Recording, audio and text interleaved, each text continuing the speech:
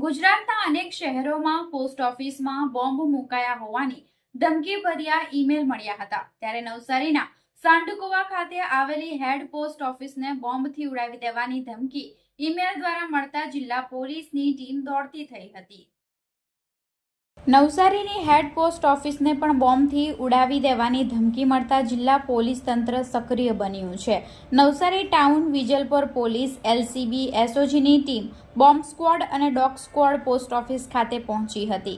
સાવચેતીના ભાગરૂપે સાંઢકુવાથી વિજલપોર જતો માર્ગ અવરજવર માટે બંધ કરી દેવામાં આવ્યો હતો।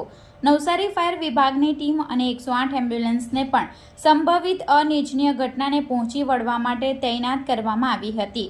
મહત્વપૂર્ણ છે કે ગુજરાતમાં અગાઉ પણ જાહેર ઇમારતોમાં બોમ્બ મુકાયા હોવાની ધમકીઓ મળી હતી, પરંતુ તેમાંથી ક્યાંય બોમ્બ મળ્યો ન હતો।